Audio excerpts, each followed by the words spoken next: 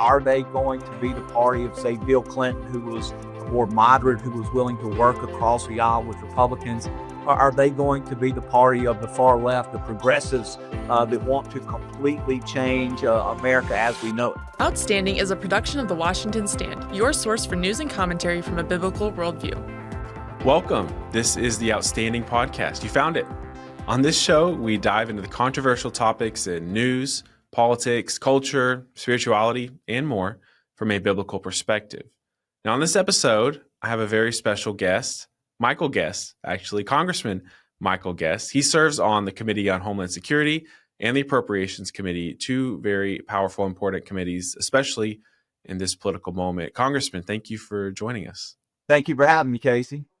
Absolutely. Well, I want to talk to you about, the shutdown. I don't think we can avoid that. And I want to talk to you about the miracle at the southern border. We see where else we go.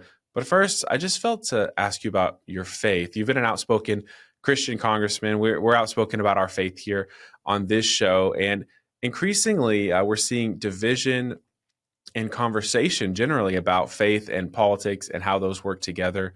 Let me ask you, what was it like for you making that decision that your faith was going to be not just a private matter, but also part of how you thought about politics and being a lawmaker?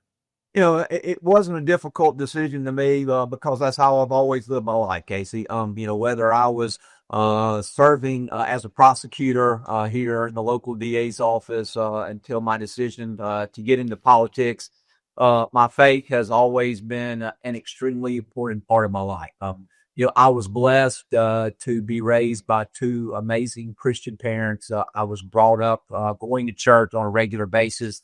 The people in my church, I was surrounded by great Christians who poured into me as a young man. And so that is an important part of my life and my family's life. That is kind of central to what we do, who we are. And so I think when you have something that is a central tenet of your personality, then that carries over not only in your personal life, but in your professional life. And so I have always tried, though sometimes I have failed, to live out my faith and to make that an important part of not only who I am, but also my office as a whole, to make sure that we have a loving culture, that not only do we love one another in this office, but that we also try our best to help others throughout our district. Yeah, it's a great point. And if you're not going to be true to yourself, then by definition, you'll be a hypocrite. And I agree with that. And it's not just the personal part, though. The country was founded on ideas that are embedded in Scripture and in Christianity. And there's been kind of a pushback on, Christianity and politics. Recently, it's been going on for a while, actually. But I think what people are missing is that it's actually the Christian ideals that are what created the space for things like freedom of speech, freedom of religious expression, cherishing the right to life, and allowing everyone to live to their fullest. So it's not just that Christians we're trying to push our values on someone else. I think it's actually that we're trying to help everyone flourish, and that Christian values are the best way to do that. Do you agree with that? I do. You look back at our founding fathers, the principles upon which our nation were founded. They would often go to God in prayer. They would often seek His wisdom and guidance as they were creating our very founding documents.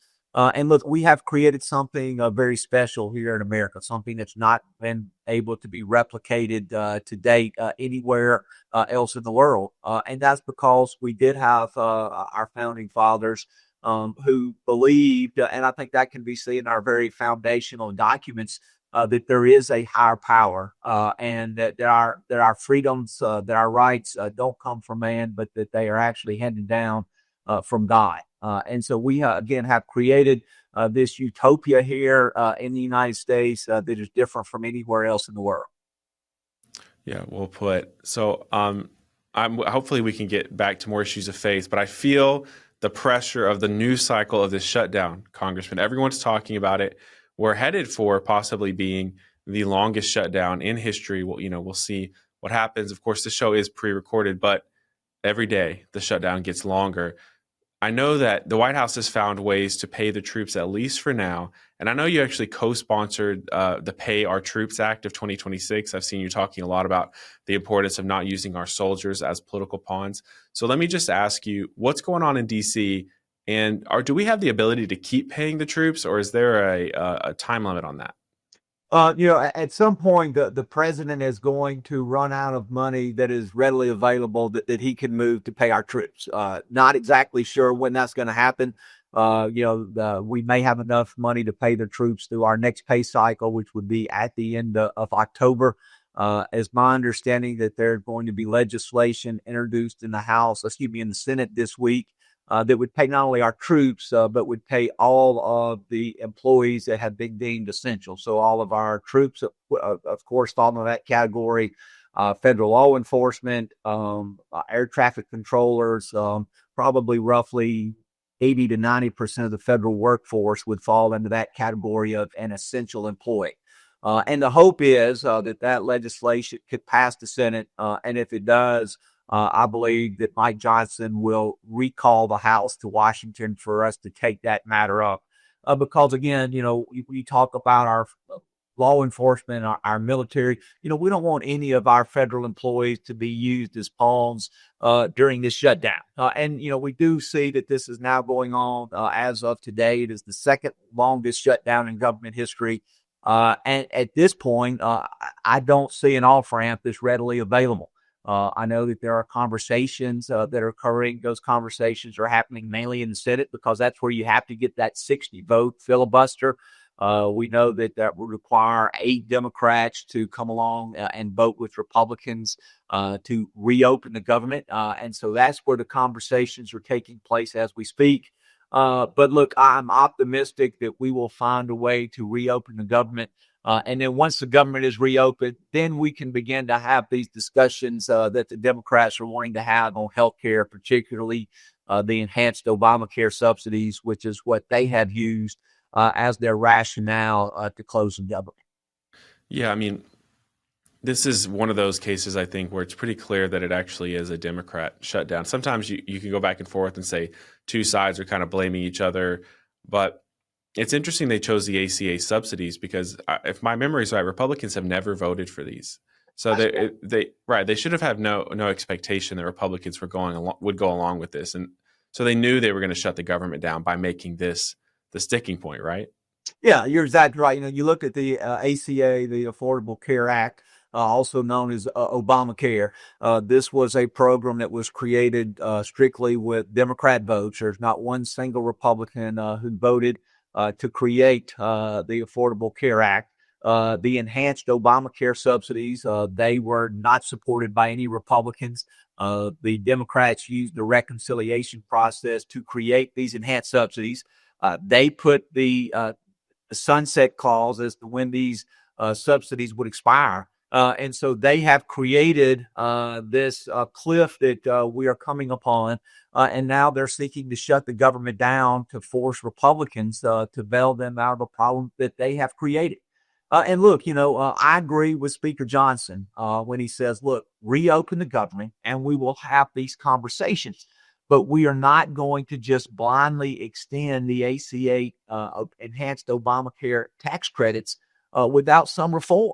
When you look at the program is designed to reduce premiums. Those costs go strictly to the insurance companies. They don't go to the insured. Roughly 35% of all the funds paid out by these enhanced subsidies, they go to families making $100,000 or more. In some cases, families making hundreds of thousands of dollars. And so these aren't programs that are designed to help people that are at the poverty level or near the poverty level. In some cases, they are helping people, again, who are making substantial sums of money. We have also seen that there is abuse and fraud in this program. We need to make sure we're putting guardrails in place to prevent that abuse and fraud. And look, I think we also need to have that conversation about if we're going to extend any of these programs, what are we going to pay for that? We currently have a $38 trillion national debt. We know that the enhanced Obamacare subsidies as they exist today, that cost roughly $50 billion a year. So you just take that out over a 10-year time period. That's $500 billion in new spending. And so how are we going to pay for that? And so these are conversations that can't happen during a government shutdown. They're conversations that can't happen without us reconvening Congress, bringing people back together. And look, then we're willing to have those conversations with the Democrats, but we're not willing to have them continue to close the government and try to force us to negotiate during that shutdown. Right. You raise a great point that Democrats, if I heard you correctly, that Democrats are the one who set this deadline that we're now up against for the AC subsidies, not Republicans. And you say, well, why did they set the deadline? Well, because they knew that if they let Obamacare subsidies go on longer, that it would be so expensive that people wouldn't want to have voted for it. Is that right? So they have to set these sunsets so that you can get people to vote for it. And then, but there's kind of this assumption that the spending is kind of permanent, even though the CBO scores it at a much smaller level. Yeah, I mean, you're exactly right. The reason that they did make it permanent when they created those is because the cost of the program was going to be astronomical. And even some Democrats are going to have concern to vote for that additional level of spending. And so they set these sunset clauses. They also claimed at the time that they passed them that these were going to be temporary, that these were put in place only because of COVID. So these were COVID-era subsidies, that we needed these as people. We know during COVID that there were people who were being laid off, people who weren't able to work. But now that we've recovered from COVID, the Democrats are seeking to make these permanent. And look, if you look at Leader Jeffries in the House, he has rejected a temporary extension of those. He has even said that he is not willing to negotiate any sort of reforms, any sort of income caps. And so, we being Republicans, we're in a very different place than many members of the Democrat Party on these subsidies. And look, if we're going to start talking about these subsidies, I think we need to have a broader conversation about healthcare in general. How can we bring down healthcare costs as a whole? As we continue to see the deficit spiral, again, $38 trillion roughly is where we sit today. We know that a leading driver of our deficit spending is, in fact, healthcare. And so if we're going to open this conversation up, I believe that this needs to be a much broader conversation about what we can do to provide good quality healthcare to all Americans, but to do so at a much more reasonable cost or expense than we have today. Right. So healthcare reform may need to happen, but we're not going to do it with a gun to the heads of federal workers, especially when Democrats don't have a majority in either the House or the Senate. That's another way to put it. Yeah, right. That's exactly right. And look, we need to have the Democrats create, I believe, and put some options on the table versus just saying it is a flat extension or a permanent extension, and we're not willing to negotiate in any shape, form, or fashion. If that's going to continue to be their position, I will tell you that it is very unlikely that Republicans will ever relent to that position. And I can't speak for all Republicans, but I can tell you I will never vote just for a flat, permanent extension of these enhanced Obamacare subsidies. It seems that the Democrat Party is suffering from a civil war within and an identity crisis. Do you think that's right? Is that what's happening here? Is Schumer afraid? A lot of people say that Chuck Schumer, and I want to move on to the border here in a moment, but a lot of people say this is just one of many symptoms, with more coming, of the civil war in the Democrat Party, and that the far left is getting more and more power over the moderate Democrats. And I would agree with that. We see that there are fewer and fewer moderate Democrats who exist in Congress, either the House or Senate. We know that earlier this year, we saw Chuck Schumer come under extreme attack from the far left when he agreed to the CR that funded the government, again, at Joe Biden spending levels. He agreed with some of his Democrat colleagues in the Senate for that year-long CR. I believe that he is afraid of someone who, at least in his district, is a very popular representative. She may not be extremely popular in Mississippi, but in New York, Alexandria Ocasio-Cortez is someone who is well-known. She is well-funded. She has indicated that she is at least considering a run for the United States Senate.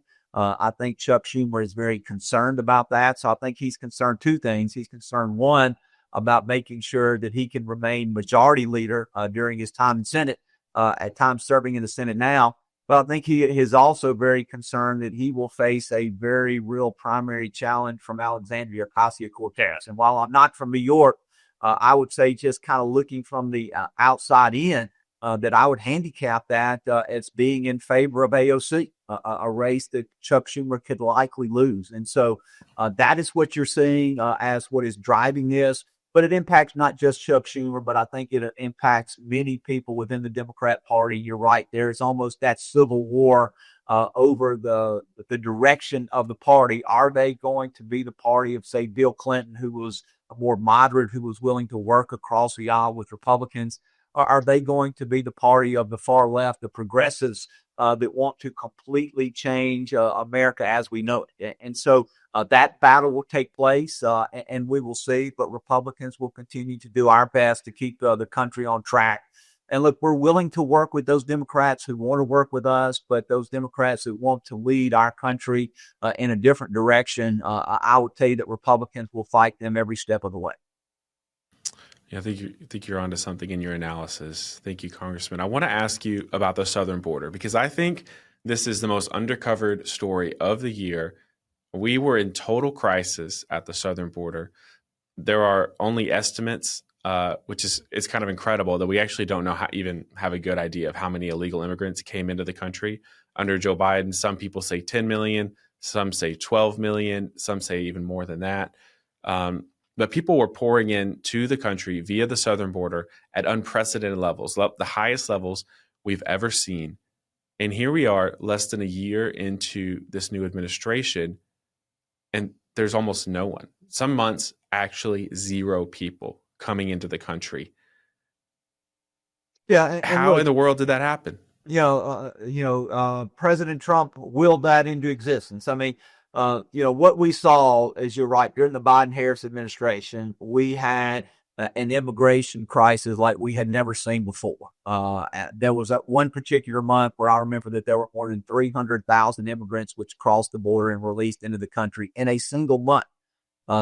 President Trump ran on and his top campaign promises that if he was reelected, that he was going to secure the border. And so when President Trump was elected and sworn into office, we saw that he took very bold action. He declared a state of emergency on the border. He surged resources to the border. He ended the catch and release program for the Biden-Harris administration. And he also reinstated Remain in Mexico. And we saw border numbers drop overnight. We are currently on pace right now, Casey, to have the lowest border crossing numbers that we have seen in the last 50 years. So now we're going back 5 decades. That is what the president has been able to do. And you also talk about the numbers who are being released into the interior, that there are some months that every individual who was apprehended along the southern border, that those individuals are returned to their country of origin. And so the president, one, did an amazing job. And then Republicans in the House and Senate during the reconciliation bill, we also added additional resources to make sure that those numbers continue to remain low.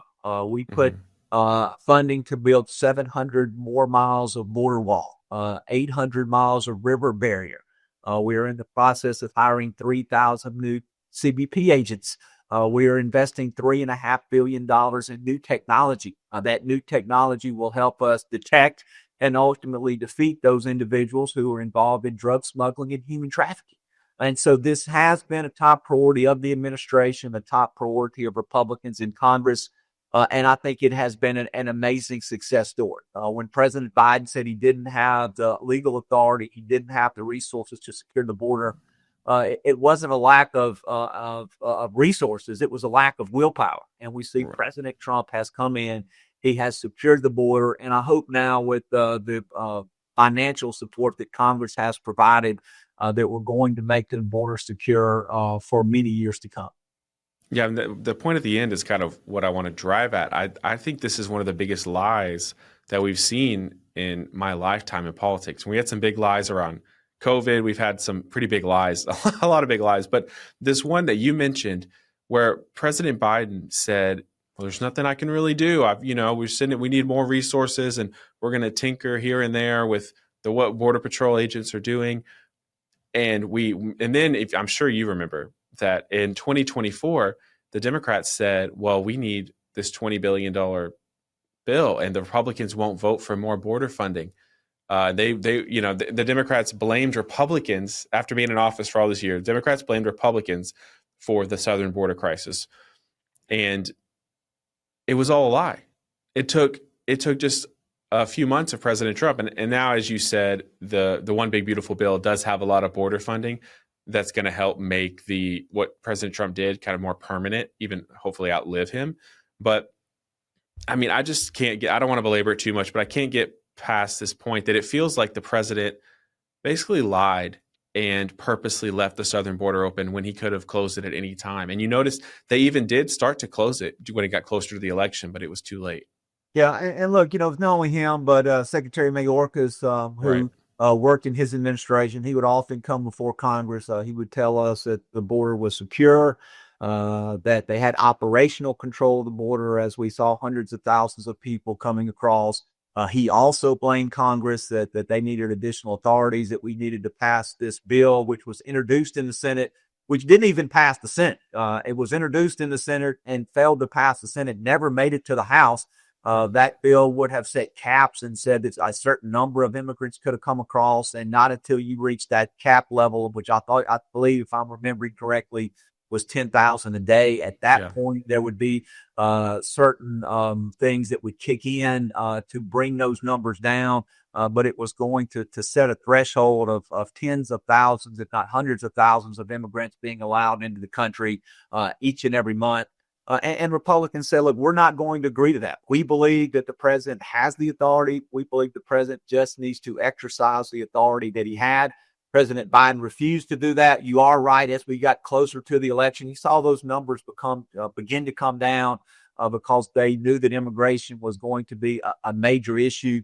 But not until President Trump came into office and took those aggressive actions did we see border numbers, which have now dropped by more than 95% since President Trump was sworn into office. Again, lowest border encounters we're on track in the last 50 years. And so I've got to give all that credit to the president. And then Congress is seeking to give the president what he needs to maintain that border security. And so it is a story that we are no longer hearing about. The traditional media is no longer talking about the border miracle. But we know, those of us who follow politics know how important that was and how the president did follow through on that campaign promise that he made to America. Yeah, it's you're right that the media has moved on from it. And the reason I don't want to move on from it, one, I'm still kind of amazed that it happened. And it happened so quickly because it was a huge crisis. We're still feeling the effects of it with crime, with fentanyl, with all kinds of things. But, I love your insight and giving us a warning, in a few years, who's in office and over the next, decade or so is going to change. And suddenly I suspect it might become impossible again to secure the border.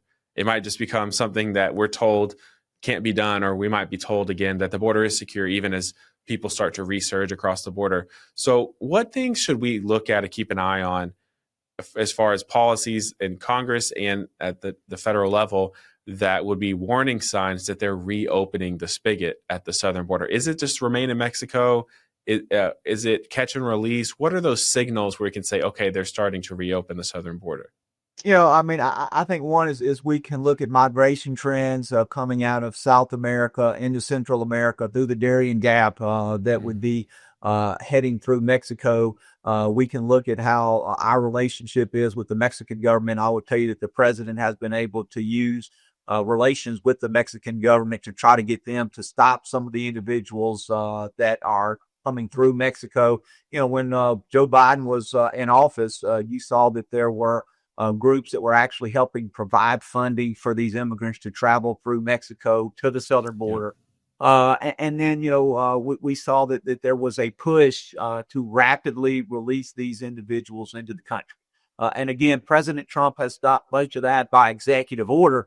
What Congress is looking at doing is something that we're looking at doing, particularly out of the Border Subcommittee and out of the Committee on Homeland Security, is trying to codify as many of those changes that President Trump made as possible to make it difficult if not impossible, for a future president, particularly a future president of another party, to come in and undo the great work that President Trump has done. And so the border wall is something that once built will remain in place indefinitely, as will the river barriers, the technology that is going to give us a huge boost to our CBP agents as they are looking to maintain that security. That will remain. But I think the key for Congress going forward is to try to codify many of the changes that the president has put in place by executive order.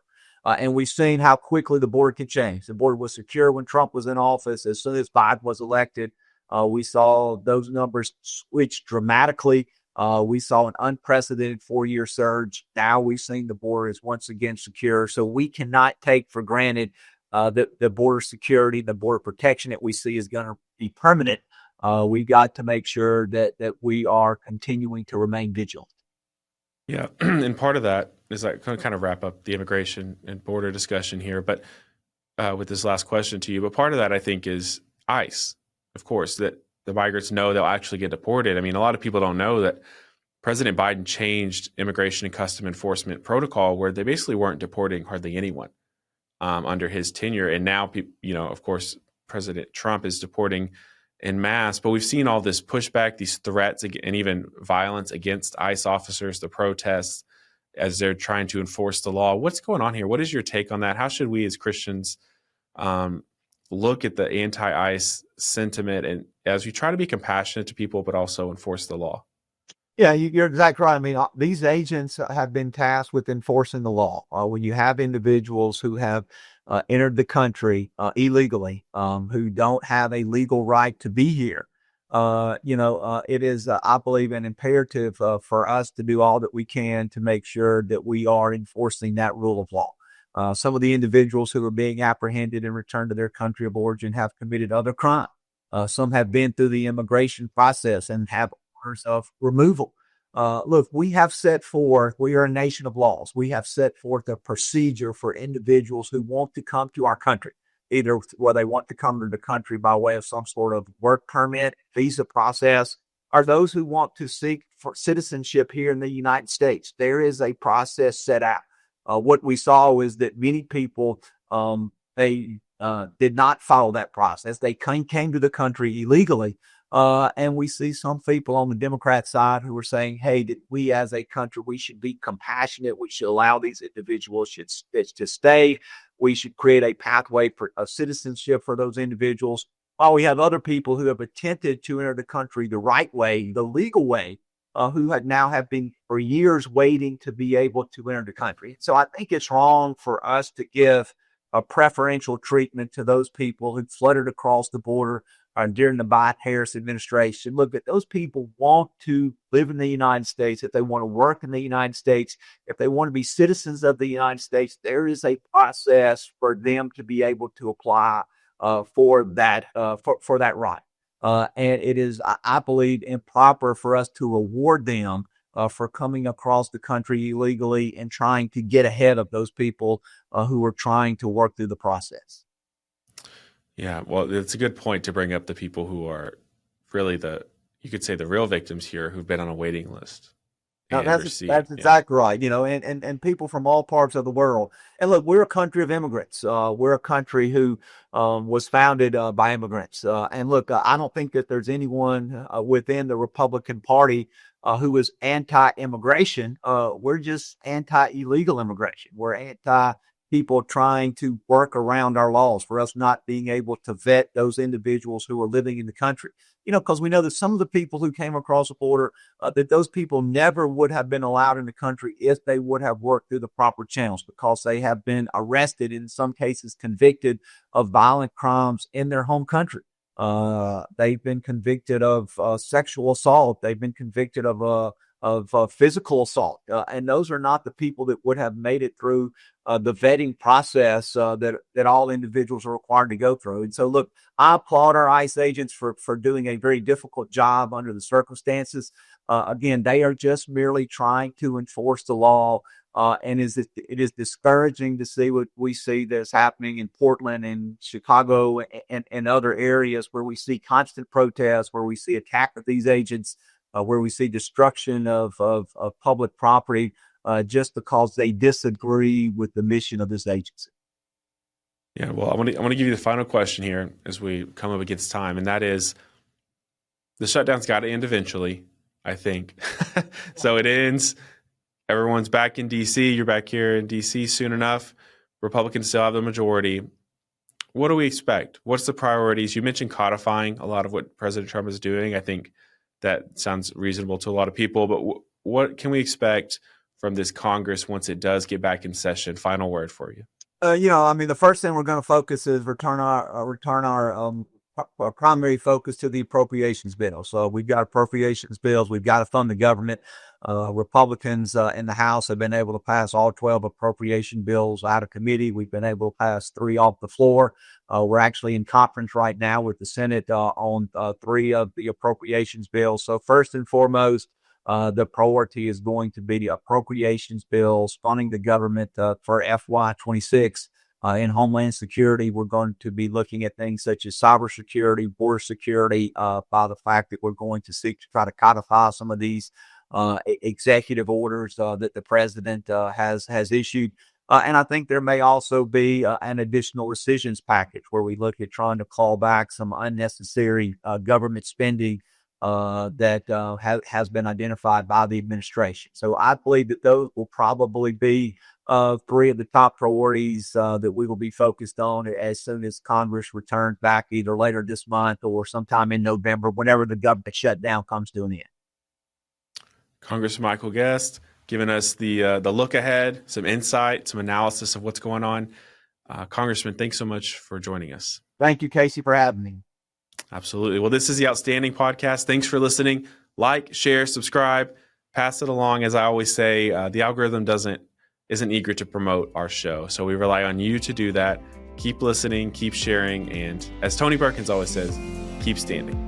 Outstanding is a production of The Washington Stand, your source for news and commentary from a biblical worldview. This podcast is made in the USA by producer Casey Harper, production assistant Rachel Woods, technical producers David Salkeld and Yusuf Fletcher, and executive producer Jared Bridges. Help support us by texting the word OUTSTANDING to 67742 and read more at washingtonstand.com.